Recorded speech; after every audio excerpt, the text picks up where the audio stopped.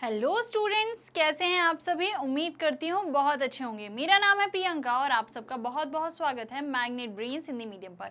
Magnet brains Hindi medium पर आपको मिलते हैं 6 से 12th क्लास तक के सभी विषयों के हाई क्वालिटी कंटेंट और इसके साथ ही मैग्नेट ब्रेन्स हिंदी मीडियम आपको प्रोवाइड कराता है न सिर्फ सीबीएसई बोर्ड बल्कि अदर स्टेट्स बोर्ड जैसे कि MP board, UP board, Bihar board, Delhi board, Rajasthan board जैसे बोर्ड्स के भी फुल्ली ऑर्गेनाइज कोर्सेज। और ये सभी कोर्सेज आपको मिलते हैं बिल्कुल फ्री ऑफ कॉस्ट, मतलब कि आपको इसके लिए किसी भी तरह की कोई भी पेमेंट करने की ज़रूरत नहीं होती है। अगर आप हमसे ई नोट्स और ई बुक्स भी लेना चाहते हैं तो उसके लिंक भी आपको नीचे दिए हुए डिस्क्रिप्शन बॉक्स में मिल जाएगी। तो चलिए इसी जानकारी के साथ शुरू करते हैं आज की क्लास। तो आज हम क्या करने वाले हैं, आज हम देखने वाले हैं जो हमारा पाठ 9 घर्षण है, इसका कंप्लीट चैप्टर रिवीजन। जी हाँ बच्चों, देखिए इस चैप्टर के हम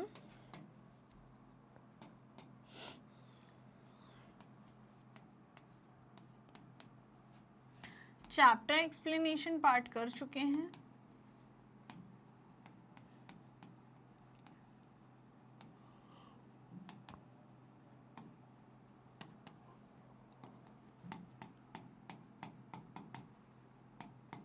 इनके जो एनसीईआरटी के सॉल्यूशन थे, मतलब हमारे जो अभ्यास के प्रश्न थे, हम वो भी कर चुके हैं। उसके बाद बात करें तो इस पार्ट से बनने वाले जो मल्टीपल चॉइस क्वेश्चंस थे, हम उन्हें भी कर चुके हैं।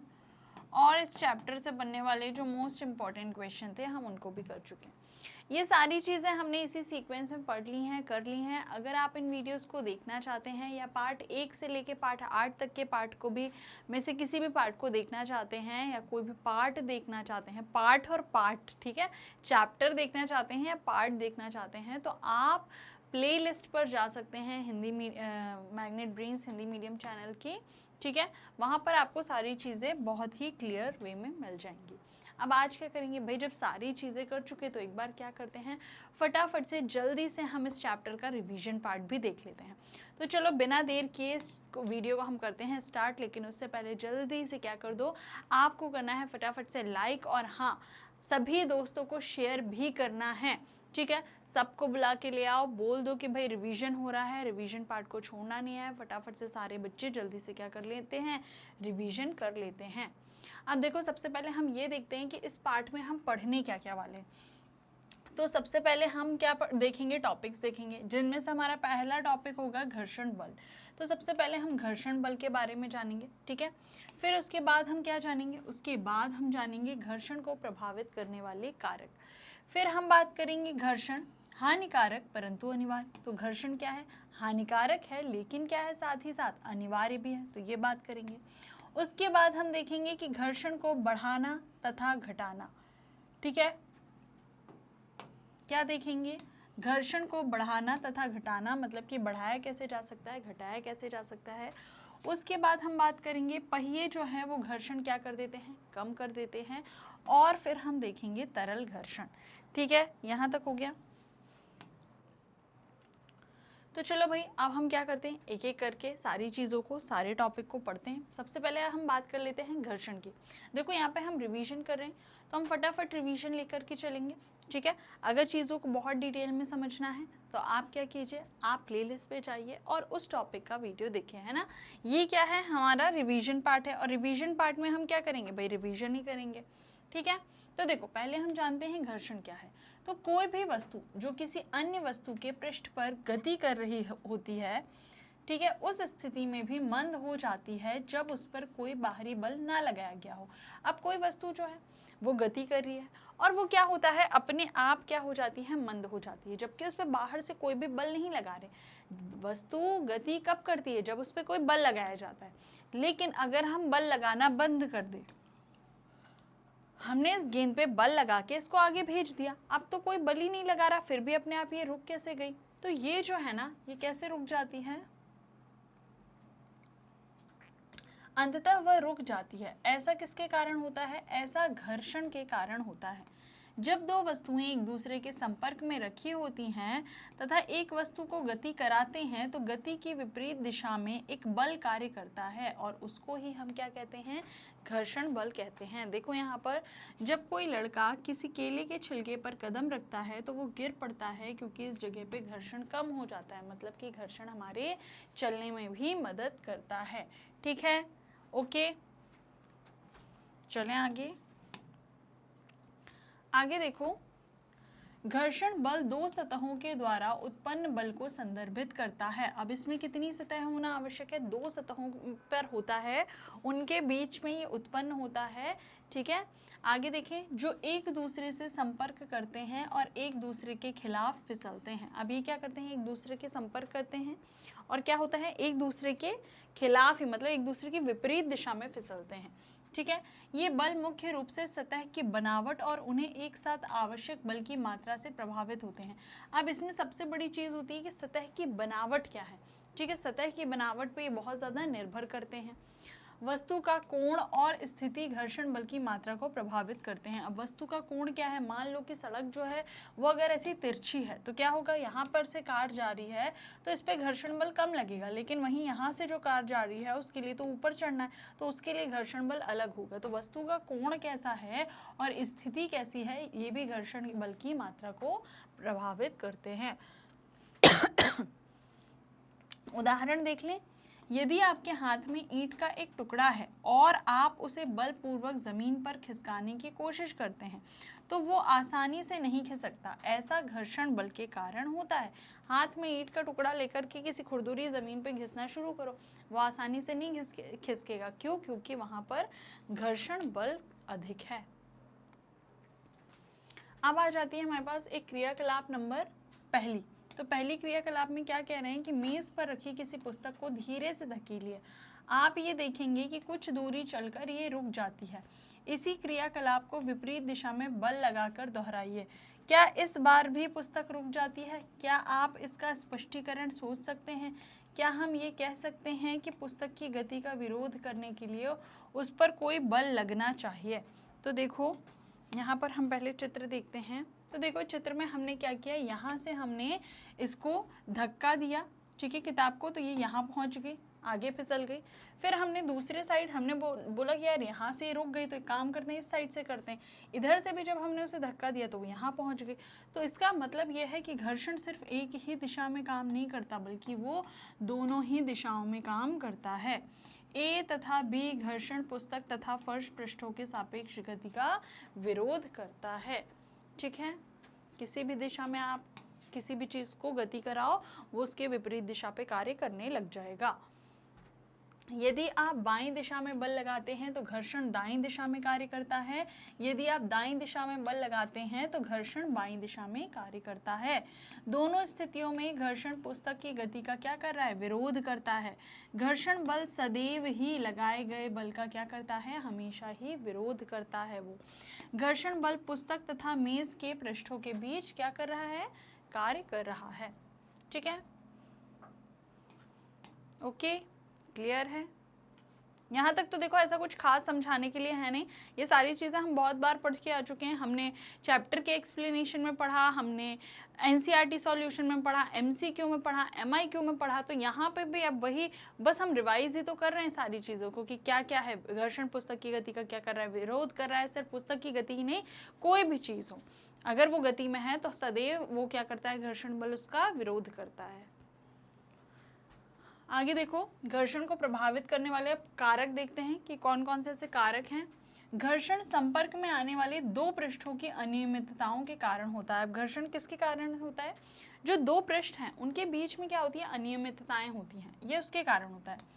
ऐसे पृष्ठ जो देखने में बहुत चिकने लगते हैं उनमें भी बहुत सारी सूक्ष्म अनियमितताएं होती हैं।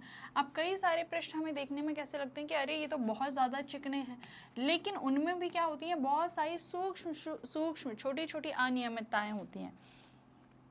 दो पृष्ठों की अनियमितताएं एक दूसरे के भीतर धंस जाती हैं। अब जब दो पृष्ठ हैं उनकी जो अनियमितताएं होती हैं, इस पे ये हैं, इस पे ये हैं, अब ये एक दूसरे में क्या हो जाएंगी, धंस जाएंगी। ठीक है, कैसे, इनको हमने बहुत ज़्यादा जूम करके लिया हुआ है ऐसे।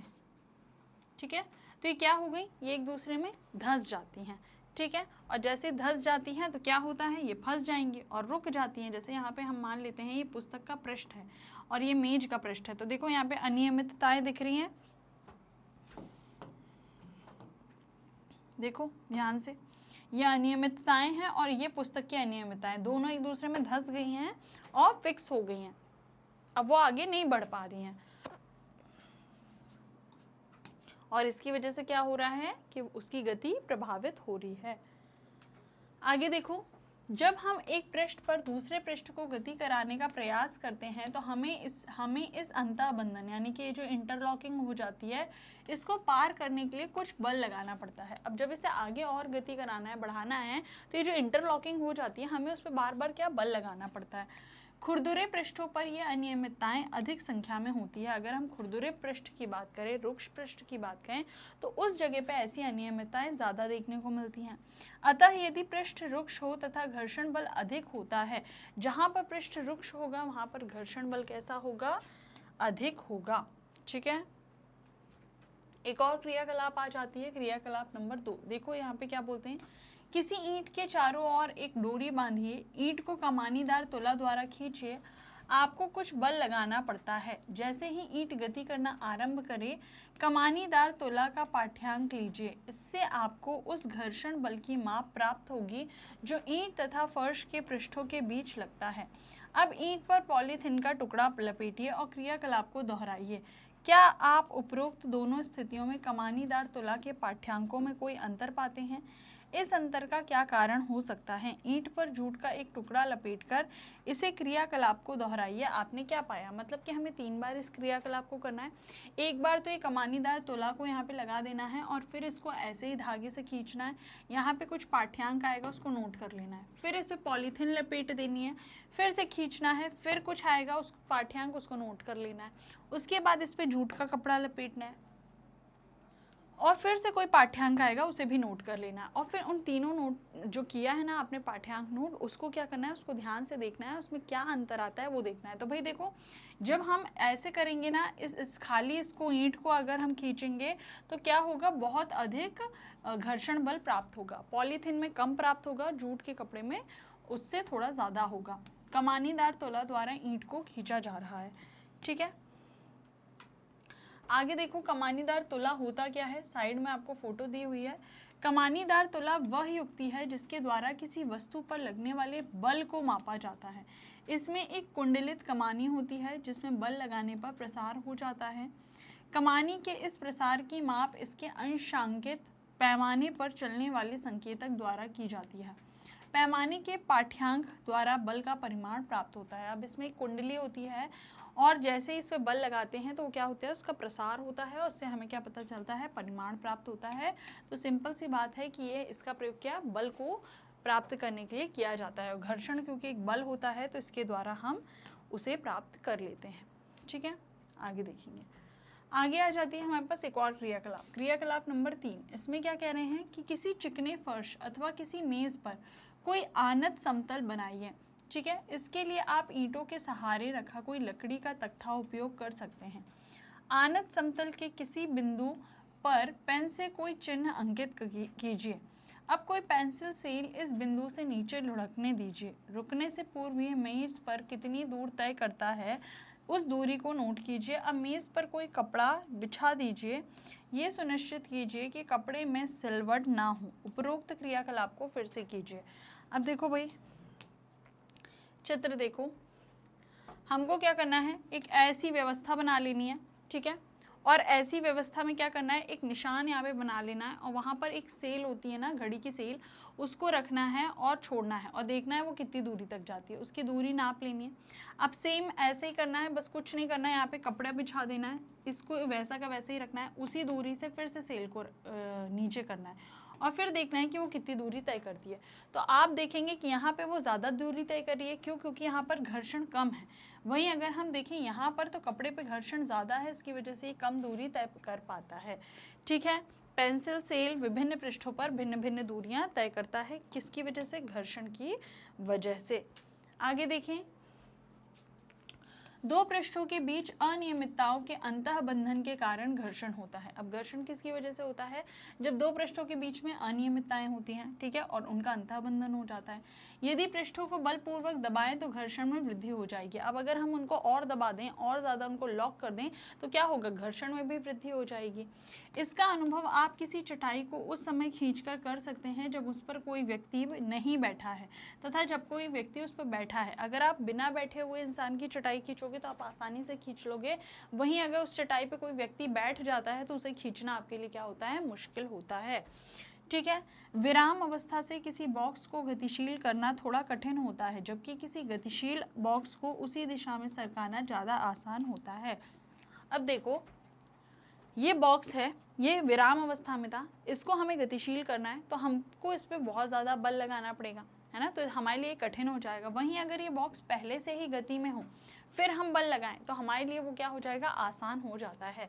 बॉक्स को गतिमान रखने के लिए लगातार क्या करना पड़ता है? धकेलना पड़ता है, नहीं तो वो रुक जाता है।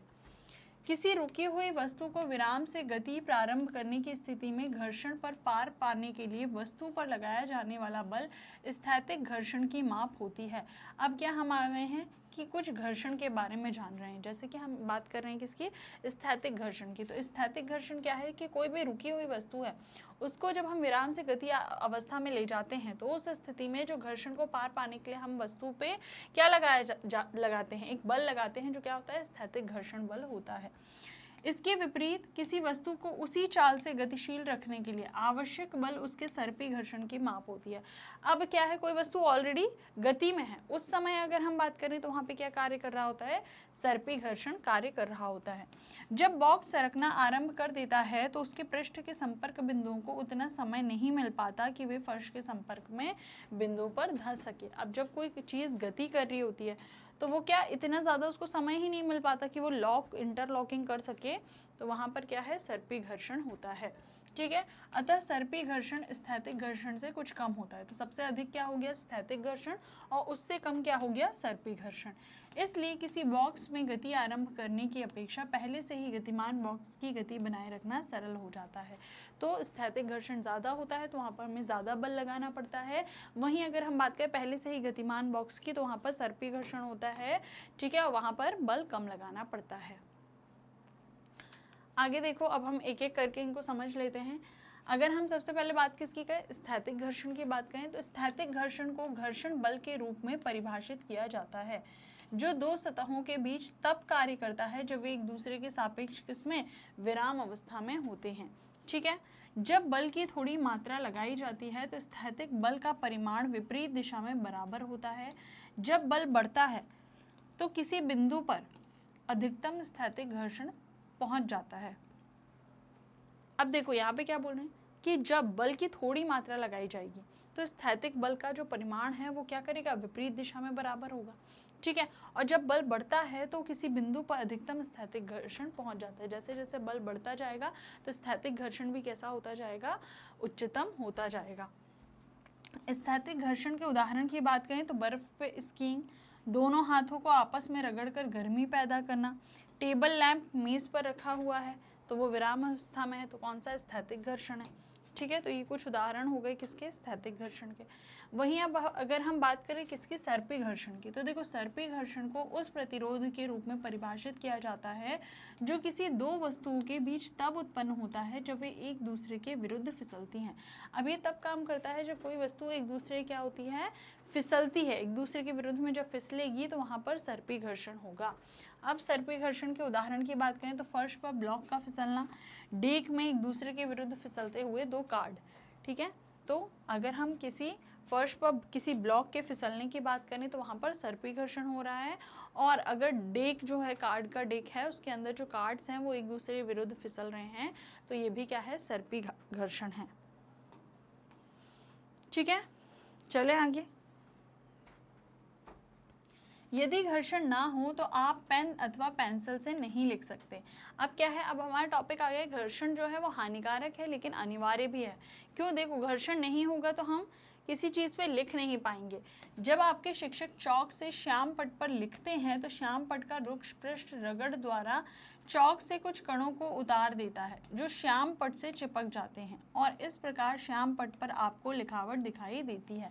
अब क्या होता है, जब बोर्ड पर, ब्लैक बोर्ड पर चौक से लिखा जाता है तो चौक के कुछ कण जो होते हैं घर्षण की वजह से उसमें चिपक जाते हैं और चिपके ही रह जाते हैं, बाकी तो नीचे गिर जाते हैं, कुछ चिपके रह जाते हैं और वो जो चिपके रह जाते हैं ना वही हमको दिखाई देते हैं। ठीक है, तो अगर हम बात करें कि चौक से जो बोर्ड पे लिखा जाता है वो भी किसकी वजह से लिख पाते हैं, हम घर्षण की वजह से ही लिख पाते हैं। यदि सड़क तथा वाहन के टायरों के बीच घर्षण ना होता तो उन वाहनों की ना तो गति आरंभ की जा सकती थी, ना ही उन्हें रोका जा सकता था और ना ही दिशा परिवर्तित की जा सकती थी। अब अगर घर्षण नहीं होता तो ये जो टायर के द्वारा गाड़ियों को हम चला लेते हैं, ब्रेक लगा लेते हैं, मोड़ लेते हैं, ये सारे काम भी नहीं हो पाते।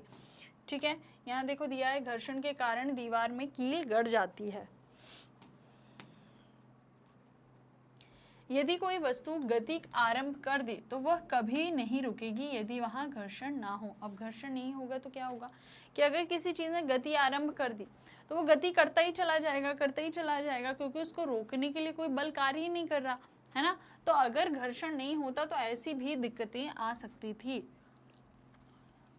आप दीवार में कील नहीं ठोक पाते अथवा धागे में गांठ नहीं बांध पाते, घर्षण के बिना कोई भवन निर्माण नहीं हो सकता था। तो देखो इतनी सारी चीजें हैं जो घर्षण के बिना नहीं हो सकती थी। लेकिन अगर हम इसके विपरीत देखें तो घर्षण क्या है, घर्षण हानिकारक भी है। कैसे, घर्षण के कारण वस्तुएं घिस जाती हैं, चाहे वो पेंच हो, बॉल बेयरिंग हो, जूता हो, जूते के सोल ही क्यों ना हो। आपने रेलवे स्टेशन पर पैदल उपरिपलों की घिसी पिटी सीढ़ियाँ देखी होंगी। अब क्या है, हमने कई सारी चीज़ें ऐसी देखी हैं जो घर्षण की वजह से क्या होती हैं, घिस जाती हैं, खराब हो जाती हैं। ठीक है, कुछ उदाहरण तो हमें यहीं पे दिए गए हैं। घर्षण से ऊष्मा भी उत्पन्न हो सकती है। अब क्योंकि अभी उन्होंने बताया कि हम अपने हाथ जब ऐसे से करते हैं तो घर्षण होता है और उससे क्या होता है, गर्मी पैदा होती है। तो घर्षण से क्या होता है, ऊष्मा भी उत्पन्न होती है। कुछ मिनट तक अपनी हथेलियों को तेजी से एक दूसरे के साथ रगड़िए। विद्युत मिक्सर को कुछ मिनट तक चलाने पर उसका जार गर्म हो जाता है। ऐसे बहुत से उदाहरण हैं जिनमें घर्षण के द्वारा क्या होती है, ऊष्मा उत्पन्न होती है। यहाँ पे देखो ये लड़की क्या कर रही है, हाथों को रगड़ने पर आप गर्मी अनुभव करते हैं। तो क्या हो रहा है, घर्षण होता है, घर्षण से ऊष्मा उत्पन्न होती है। वास्तव में जब हम किसी मशीन का उपयोग करते हैं तो घर्षण से उत्पन्न ऊष्मा के कारण अत्यधिक ऊर्जा नष्ट हो जाती है। अब जब हम क्या करेंगे, हम किसी भी मशीन का प्रयोग करेंगे, वहाँ पर घर्षण हो रहा है और ऊष्मा भी उत्पन्न हो रही है, तो इससे क्या होगा, अधिक से अधिक ऊर्जा की भी खपत होगी।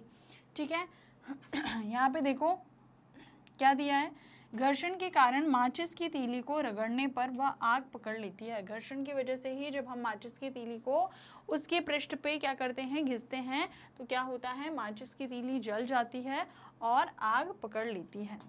ठीक है, क्लियर है, आगे चलें। आगे आ जाता है घर्षण बढ़ाना तथा घटाना, मतलब कि घर्षण को कैसे बढ़ाया जा सकता है और कैसे घटाया जा सकता है। ठीक है, देखो खांचे जूतों की फर्श से पकड़ बनाते हैं जिसके कारण हम चलते समय सुरक्षित रहते हैं। अब जो खांचे होते हैं, जो ये जूते के पीछे ऐसे शेप दिखाई देते हैं ना, तो इनको हम क्या कहेंगे, खांचे कहेंगे। तो ये क्या होता है, ये जूतों की फर्श पर पकड़ बनाने के लिए अच्छे होते हैं, इसलिए इनको बनाया जाता है और उसकी वजह से हम क्या होता है, हम सुरक्षित होकर चल पाते हैं।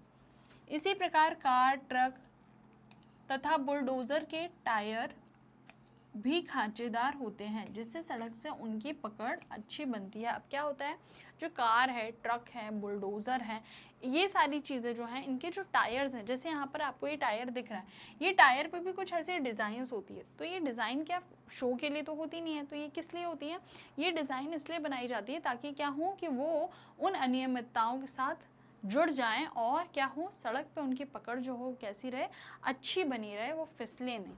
ठीक है, स्वचालित वाहन तथा साइकिलों की ब्रेक प्रणालियों से ब्रेक पैडों का उपयोग करके हम जानबूझकर घर्षण में वृद्धि करते हैं। ऐसे ही बाकी जो वाहन है, चाहे साइकिल की बात करें, इन सब में भी क्या होते हैं, ब्रेक पैड होते हैं और जिनकी वजह से हम क्या करते हैं, घर्षण को बढ़ाने का काम करते हैं। जब आप कोई साइकिल चलाते हैं तो उसके ब्रेक पैड पहिए को स्पर्श नहीं करते हैं।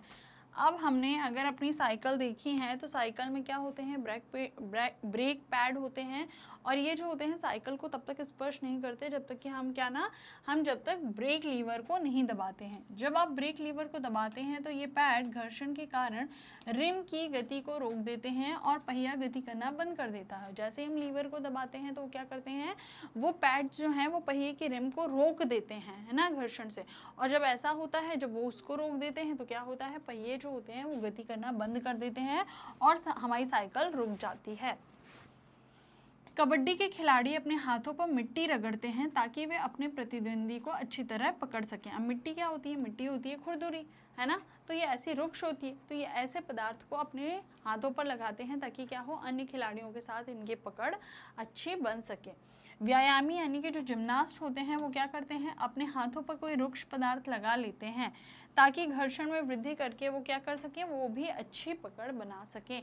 तो इस तरह कई जगह पे क्या देखो, कितने अलग अलग तरीके से क्या किया जाता है, घर्षण को बढ़ाया जाता है। आगे बात करें, यद्यपि कुछ अन्य स्थितियों में घर्षण अवांछनीय होता है, अतः हमें उसे कम करना चाहेंगे।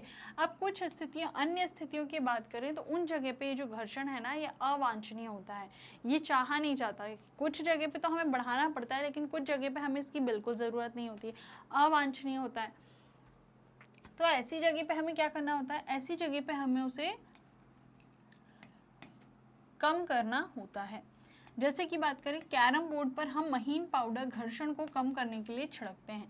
अब कैरम अगर हम खेलेंगे, जैसे कि यहाँ पे बच्चे खेल रहे हैं, तो अगर हम कैरम खेलेंगे तो क्या होगा, अगर घर्षण ज़्यादा होगा तो हमारी जो स्ट्राइकर से गोटी है वो तो भाई आगे जाएगी नहीं ना, स्ट्राइक ही नहीं करेगी किसी को, फिर तो मज़ा ही नहीं आएगा गेम खेलने का।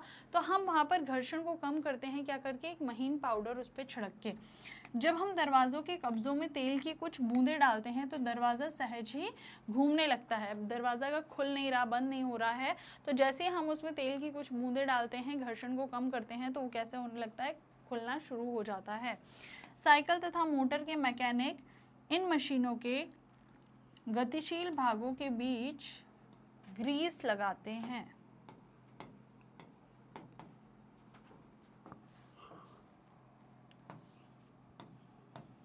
क्या लगाते हैं, ग्रीस लगाते हैं। ये एक तरह का क्या होता है, चिकना पदार्थ होता है, ठीक है, तेल के जैसा, तो इसको लगाते हैं। क्लियर। आगे देखो, उपरोक्त सभी परिस्थितियों में हम दक्षता में वृद्धि के लिए घर्षण को कम करते हैं। ऊपर जितनी चीज़ें बताई ना, जो भी चीज़ें बताई, उन सभी में हम क्या कर रहे हैं, दक्षता को बढ़ाने के लिए, उसमें वृद्धि करने के लिए हम घर्षण को क्या कर रहे हैं, कम कर रहे हैं, ताकि चीज़ें जो है अच्छा काम करें। जब तेल, ग्रीस अथवा ग्रेफाइट को किसी मशीन के गतिशील पुर्जों के बीच में लगाते हैं तो वहाँ इनकी एक पतली परत बन जाती है तथा गतिशील पृष्ठ सीधे ही एक दूसरे को रगड़ नहीं पाते हैं। अब देखो, कभी भी जब तेल, ग्रीस, ग्रेफाइट को किसी मशीन में लगाते हैं तो इनके बीच में क्या होता है, एक पतली सी परत बन जाती है, जिसकी वजह से ये जो इंटरलॉकिंग होने वाली चीज़ है ना, ये नहीं हो पाती है, और क्या होता है, ये एक दूसरे से रगड़ नहीं खा पाते हैं। इस प्रकार अनियमितताओं की इंटरलॉकिंग से घर्षण से होने वाले नुकसान से क्या हो सकता है, बचा जा सकता है। तो अब क्या होगा, इंटरलॉकिंग हो जाएगी अनियमितताओं की, और फिर उससे क्या होगा, मशीन खराब हो जाएगी। तो इस तरह की चीज़ें अपना करके इनसे बचा जा सकता है, ऐसे नुकसानों से। अब देखो, इस फोटो में आपको दिखाई दे रहा है, ठीक है। पहले हम जान लेते हैं कि स्नेहक क्या होता है। तो देखो, घर्षण कम करने वाले पदार्थों को क्या कहा जाता है, स्नेहक कहा जाता है, ठीक है। और अगर हम इस स्नेहक की बात करें तो देखो, कुछ मशीनों में स्नेहक के रूप में तेल का उपयोग न करने की सलाह दी जाती है।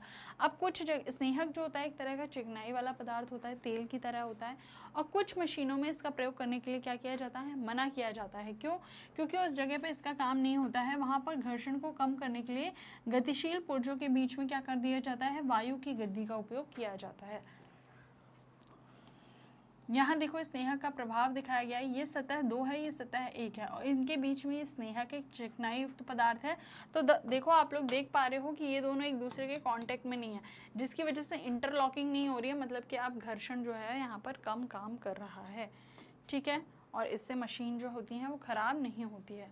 अब एक प्रश्न आता है कि क्या हम पृष्ठों पर पॉलिश करके अथवा अत्यधिक मात्रा में स्नेहक पदार्थों का उपयोग करके घर्षण को घटाकर शून्य कर सकते हैं।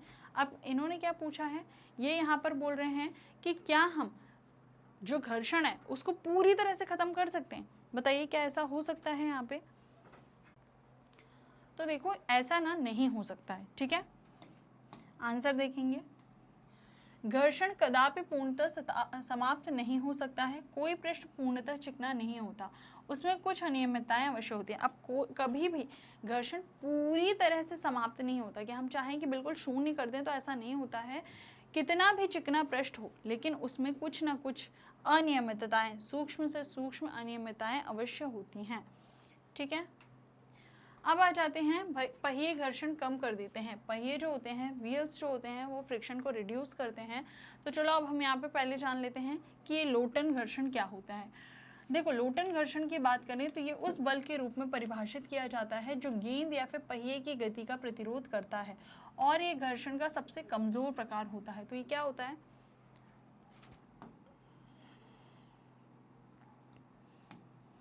जो लोटन घर्षण होता है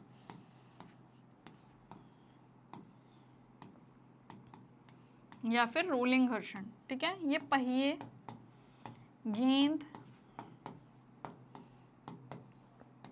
इस प्रकार की जो चीजें होती हैं जो गोल गोल होती हैं, गोल तरीके से चलती हैं, घूर्णन करते हुए, घूमती हुई, तो ये जो घर्षण होता है ना, ये ऐसी चीजों के प्रतिरोध में काम करता है, ठीक है। इनके प्रतिरोध में इसका काम होता है, दूसरों के नहीं। और ये जो होता है ना, ये सबसे कमजोर घर्षण का प्रकार है।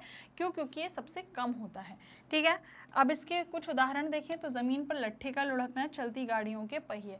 यहाँ पर आप देखो लोटन घर्षण क्या कम कर रहा है, यहाँ पर घर्षण को कम कर देता है, ठीक है, पहिए जो होते हैं।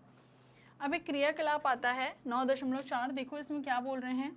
बेलनाकार आकृति की कुछ पेंसिलें लीजिए, इन्हें मेज पर एक दूसरे के समांतर रखिए, इनके ऊपर कोई मोटी पुस्तक रखिए। अब पुस्तक को धकेलिए, आप यह पाएंगे कि पुस्तक के गतिशील होने पर पेंसिल लुढ़कती है। पेंसिल की इस प्रकार की गति को लोटनिक गति कहते हैं। क्या आप ये अनुभव करते हैं कि पुस्तक को सरकने की तुलना में इस प्रकार गतिशील कराने से घर्षण कम हो गया है? क्या आप अपने भारी मशीनों को उनके नीचे लकड़ी के लट्ठे रखकर एक स्थान से दूसरे स्थान तक ले जाते देखा है? अब देखो यहाँ पे करने को क्या बोला है कि एक बुक ली है अच्छी मोटी सी, उसके नीचे 3 पेंसिल रख दिए हैं और फिर इसको आगे पीछे इसको किया जा रहा है। तो अब ये जो है ये रोलरों की तरह काम कर रही हैं और इसको आसानी से आगे पीछे किया जा सकता है, ठीक है। क्यों? क्योंकि यहाँ पर लोटनिक घर्षण जो है वो बहुत अधिक कम है। अब ये क्या बोल रहे हैं, ये पूछ रहे हैं कि क्या आप यह अनुभव करते हैं कि पुस्तक को सरकाने की तुलना में इस प्रकार गतिशील कराने से घर्षण कम हो गया है? तो बिल्कुल कम हो गया है। सरकाने पे ये थोड़ी दूर पे रुक जाता था, इसके द्वारा नहीं रुक रहा है, ठीक है। क्या आपने भारी मशीनों को, तो बिल्कुल इस तरीके से देखा है, भारी भारी मशीनों को एक जगह से दूसरी जगह ले जाने पे क्या करते हैं, उनके नीचे लकड़ी के पहिए टाइप की संरचना को लगा दिया जाता है, उसी के द्वारा उसको आगे खसका के क्या किया जाता है, एक स्थान से दूसरे स्थान तक ले जाया जा सकता है, ठीक है। आगे देखो, जब एक वस्तु किसी दूसरी वस्तु के पृष्ठ पर लुढ़कती है तो उसकी गति के प्रतिरोध को लोटनिक घर्षण कहते हैं, ठीक है। लोटन जो होता है वो क्या करता है, घर्षण को कम कर देता है।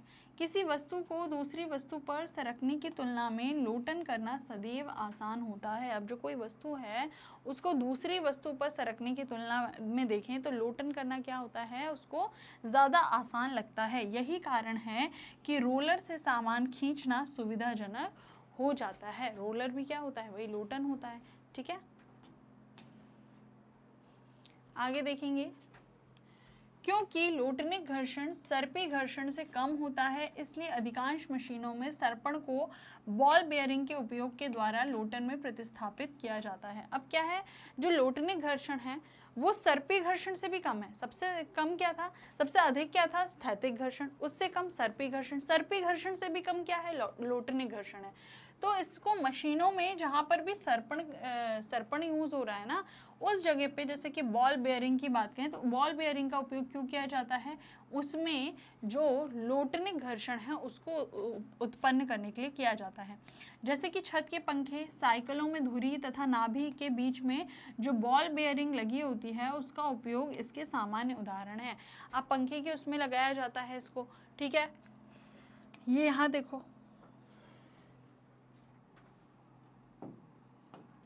बॉल बेयरिंग घर्षण कम कर देते हैं। अब ये क्या करती हैं, ये घर्षण को कम करने का काम करते हैं। क्यों? क्योंकि इसमें लोटनिक घर्षण होता है और लोटनिक घर्षण सबसे कम वाला घर्षण होता है। अब हम आ जाते हैं किस पे, तरल घर्षण पे, मतलब कि फ्लूइड फ्रिक्शन पे। तो देखो तरल यानी कि द्रव, तो द्रव सिर्फ बात नहीं हो रही, तरल जो आएगा ना, ये दो तरह की चीज़ें। तरल घर्षण को उस घर्षण के रूप में परिभाषित किया जाता है जो द्रव की परतों के बीच तब मौजूद होता है जब वे एक दूसरे के सापेक्ष क्या कर रहे होते हैं, गति कर रहे होते हैं। अब तरल जब एक दूसरे के सापेक्ष क्या करेंगे, गति करेंगे, तो वहां पर जो घर्षण होता है वो क्या होता है, तरल घर्षण होता है। उदाहरण की बात करें तो कलम में स्याही का प्रवाह या फिर तैरते हैं जब हम, तो हमारे और पानी के बीच क्या होता है, तरल घर्षण ही कार्य कर रहा होता है। ऐसे ही जब नाव चलाई जाती है तो वहां पर भी तरल घर्षण काम करता है। ठीक है, आगे देखेंगे। वायु, वायु अत्यंत हल्की तथा विरल होती है, फिर भी इससे होकर गति करने वाली वस्तुओं पर वायु क्या करती है, घर्षण बल लगाती है। अब सिर्फ तरल ही नहीं, वायु भी क्या करती है, घर्षण बल का प्रयोग करती है। इसी प्रकार जल तथा अन्य द्रव भी इनसे होकर गति करने वाली वस्तुओं पर घर्षण बल लगाते हैं। विज्ञान में गैसों तथा द्रवों को एक ही नाम तरल दिया गया है। अभी जो तरल नाम हम यहाँ पे तरल घर्षण पढ़ रहे हैं ना, तो सिर्फ इसमें द्रव की बात नहीं हो रही, इसके साथ साथ जो गैसों के द्वारा भी घर्षण लगाया जा रहा है उसकी भी बात हो रही है, क्योंकि विज्ञान ने गैस और द्रवों को दोनों को ही एक नाम दिया है। क्या कहा है, तरल कहा है, फ्लूइड कहा है। अतः हम कह सकते हैं कि तरल इनसे होकर गति करने वाली वस्तुओं पर क्या करते हैं, घर्षण बल लगाते हैं। ठीक है, आगे देखेंगे। आगे एक नोट आ जाता है, तरलों के द्वारा लगाए गए घर्षण बल को कर्षण भी कहते हैं। अब तरल जो होते हैं, चाहे वो गैस और द्रव दोनों की बात हो रही है, अब तरल समझ जाना। तो तरल के द्वारा जो घर्षण बल लगाया जाता है उसको क्या कहा जाता है, उसको कर्षण कहा जाता है, ड्रैग कहा जाता है। ठीक है, किसी तरल पर लगने वाले घर्षण बल उसकी तरल के सापेक्ष गति पर क्या करता है, निर्भर करता है। फिर क्या होगा, घर्षण बल वस्तु की आकृति तथा तरल की प्रकृति पर भी निर्भर करेगा। सिर्फ सारी एक ही चीजें नहीं होंगी, बहुत सारी बातों पर निर्भर करेगा ये घर्षण बल।